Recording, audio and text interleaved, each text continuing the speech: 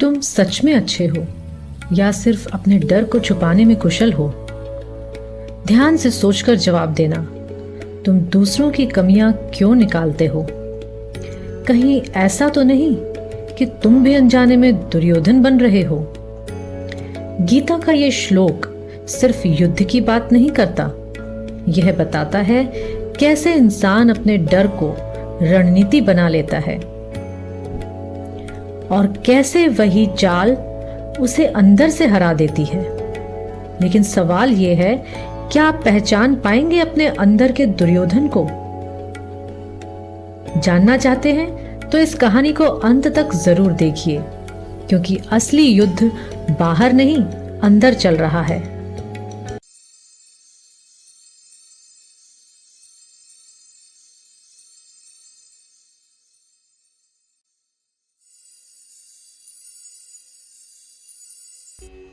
दोस्तों, कभी कभी जीवन के उस मोड़ पर हम खड़े होते हैं जहां हम सही दिखना चाहते हैं, पर अंदर से खुद ही गलतियों में उलझे होते हैं। जहां हम जीतना चाहते हैं, पर असल में डर रहे होते हैं हारने से। जहां हम दूसरों की कमियां गिनाते हैं, पर सच में खुद से बच रहे होते हैं। यही वह क्षण होता है जब भगवत गीता हमें पुकारती है। तो दोस्तों, स्वागत है आपका आपकी अपनी सीरीज आत्म भोजन में। आप देख रहे हैं फुलफिल क्यूरोसिटी और मैं हूं आपके साथ सारा। दोस्तों, गीता केवल युद्ध की कहानी नहीं है, यह उस युद्ध का सच है जो हर दिन हमारे मन में चलता है। यह हमें बताती है डर कैसे सोच बनता है और सोच कैसे व्यवहार बन जाती है। कृष्ण और अर्जुन का संवाद सिर्फ कुरुक्षेत्र में नहीं हुआ, वो हर उस इंसान के भीतर होता है जो कभी तुलना, इनसिक्योरिटी या ईगो में फंस जाता है। और आज हम उसी मन के युद्ध को समझेंगे गीता के अध्याय 1 में समाहित तीसरे श्लोक के माध्यम से। आइए जानें ये श्लोक क्या कहता है। दुर्योधन उवाच पश्यताम पांडुपुत्राणाम आचार्य महतिम चमुम व्यूढ़ाम द्रुपद पुत्रेण तव शिष्येण धीमता। अर्थात दुर्योधन द्रोणाचार्य से कहता है, आचार्य, पांडुपुत्रों की इस विशाल सेना को देखिए जो आपके ही बुद्धिमान शिष्य द्रुपद पुत्र धृष्टद्युम्न द्वारा युद्ध क्रम में व्यवस्थित की गई है।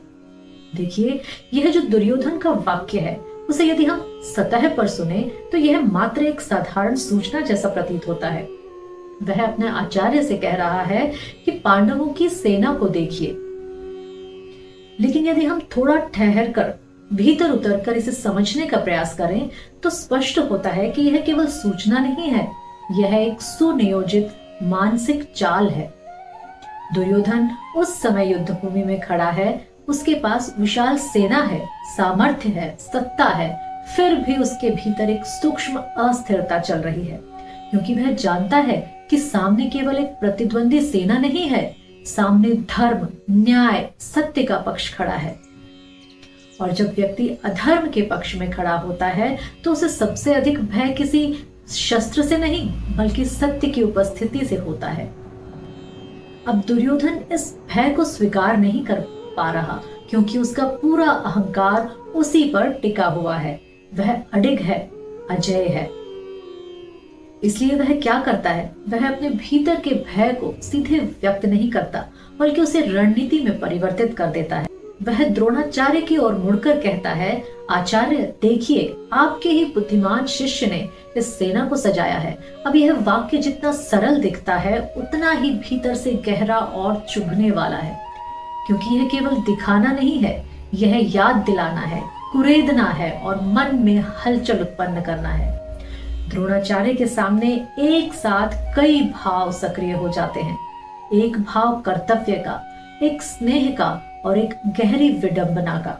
और यही विडंबना समझने के लिए हमें धृष्टद्युम्न की पूरी पृष्ठभूमि को देखना पड़ेगा। द्रुपद और द्रोणाचार्य कभी बाल्यकाल में मित्र थे।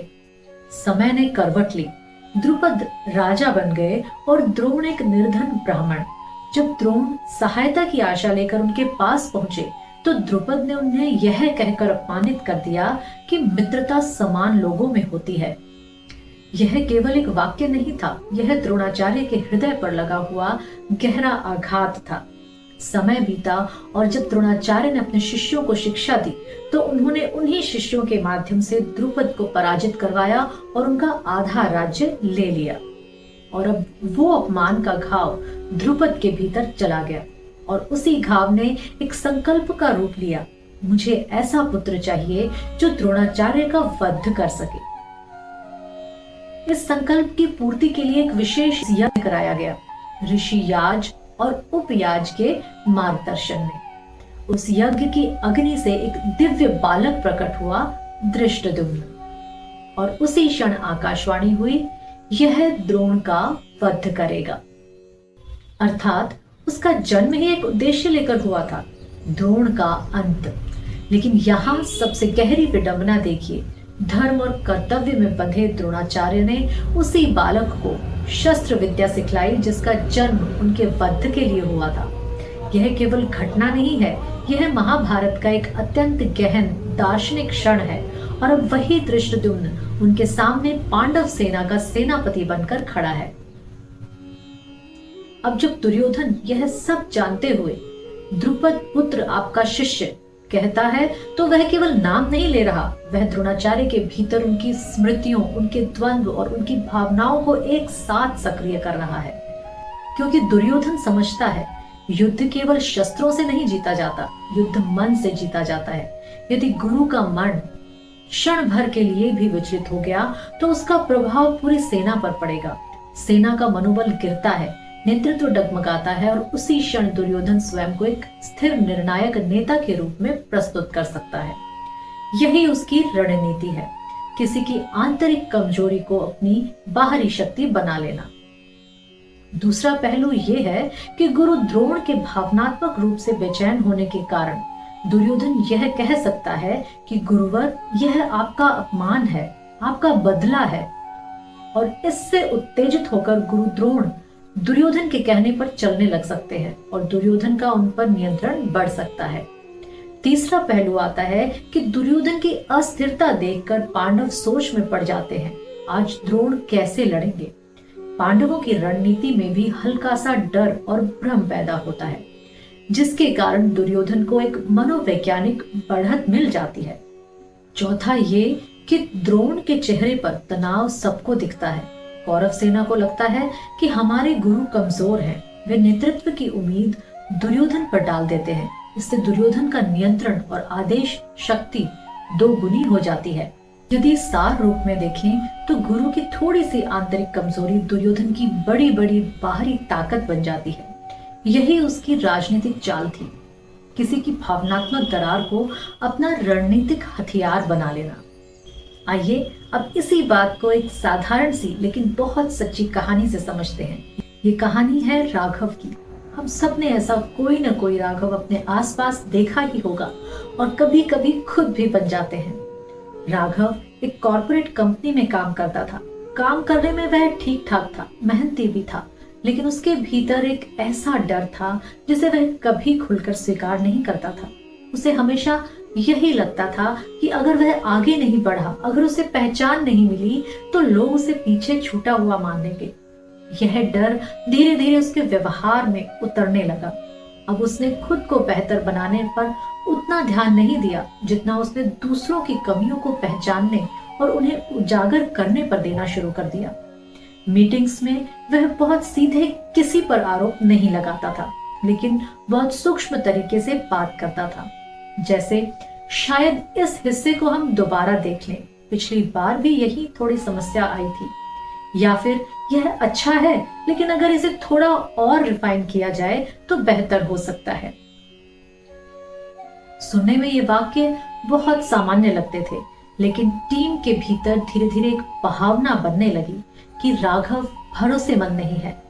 वह हर समय किसी न किसी की कमी ढूंढता रहता है। राघव को लगता था कि वह बहुत समझदारी से खेल रहा है, कि इस तरह वह खुद को ऊपर स्थापित कर लेगा, लेकिन वह यह नहीं देख पा रहा था कि वह वास्तव में अपने ही डर को एक कूटनीतिक व्यवहार का रूप दे रहा है। समय बीता और कंपनी में प्रमोशन का दौर आया। हर किसी ने अपने काम के आधार पर उम्मीदें लगा रखी थी, राघव ने भी। लेकिन उसके भीतर एक अजीब सी बेचैनी थी, क्योंकि कहीं न कहीं वह जानता था कि उसने अपने काम से अधिक दूसरों की छवि को प्रभावित करने पर ध्यान दिया है।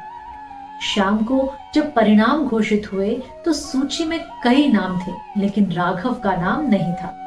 उस क्षण उसे केवल निराशा नहीं हुई, बल्कि भीतर से एक गहरी चोट लगी। वह अपने मैनेजर के पास गया, थोड़ा असंतोष, थोड़ा गुस्सा और बहुत सारा भ्रम लेकर। मैनेजर ने बहुत शांत स्वर में उससे कहा, राघव, तुम्हारी मेहनत पर कोई संदेह नहीं है, लेकिन तुम्हारे साथ एक समस्या है। लोग तुम पर भरोसा नहीं करते। राघव चुप हो गया। मैनेजर ने आगे कहा, तुम हर बार दूसरों की कमियां सामने रखते हो, लेकिन तुमने ऐसा वातावरण नहीं बनाया जहां लोग तुम्हें सहयोगी या सहायक माने। और फिर उसने एक बात कही जो सीधा इस श्लोक के भाव को जीवन में उतार देती है। तुम्हारा संघर्ष बाहर किसी और से नहीं था, तुम अपने ही डर से जूझ रहे थे और उस डर को तुमने रणनीति समझ लिया। उस दिन पहली बार राघव के पास कोई जवाब नहीं था। रात को वह घर गया और पहली बार बिना किसी डिस्ट्रैक्शन के बैठा और उसने खुद को देखा। उसे समझ आया वह दूसरों को नीचे नहीं दिखा रहा था, वह खुद नीचे गिरने से डर रहा था। उसी क्षण उसके भीतर एक बदलाव शुरू हुआ। अगले दिन से उसने अपने व्यवहार में छोटे छोटे परिवर्तन करना शुरू किया। जहां पहले वह कमी निकालता था, वहां मदद करने लगा। जहां तुलना करता था, वहां सराहना करने लगा। धीरे धीरे टीम में उसके प्रति विश्वास बनने लगा। 2 महीने बाद फिर से प्रमोशन की घोषणा हुई। इस बार उसका नाम सबसे ऊपर था, लेकिन इस बार प्रमोशन उसकी सबसे बड़ी खुशी नहीं थी। सबसे बड़ी बात यह थी कि उसने अपने भीतर के डर को पहचान लिया था। तो देखिए, यह श्लोक हमें यह सूक्ष्म लेकिन बहुत महत्वपूर्ण बात सिखाता है। जब हम किसी की कमी निकालते हैं तो हमें यह समझने की आवश्यकता है कि हम वास्तव में क्या कर रहे हैं। क्या हम सच में सामने वाले को बेहतर बनाना चाहते हैं, या हम अपने भीतर की असुरक्षा को छुपाने का प्रयास कर रहे हैं? यदि हम ईमानदारी से यह देख पाए तो हम पाएंगे कि कई बार हमारा व्यवहार दुर्योधन की तरह ही होता है। हम सीधे संघर्ष नहीं करते, हम सामने वाले के मन में शंका, दबाव और अस्थिरता उत्पन्न करते हैं। लेकिन इसका परिणाम क्या होता है? धीरे धीरे लोग हमारी बातों पर नहीं, हमारी नीयत पर ध्यान देने लगते हैं। और जिस क्षण नीयत पर प्रश्न उठता है, उस क्षण हमारी सारी रणनीति समाप्त हो जाती है। तो दोस्तों, अगर इस कहानी ने आपके मन को छुआ हो, आपको थोड़ा भी सोचने, ठहरने या महसूस करने पर मजबूर किया हो, तो इसे औरों तक पहुंचाइए, क्योंकि आत्मा का भोजन तभी पूरा होता है जब उसका स्वाद बांटा जाए। लाइक, शेयर और सब्सक्राइब करना ना भूलें, ताकि अगला आत्म भोजन सीधे आपके दिल तक पहुंचे। जय श्री कृष्ण।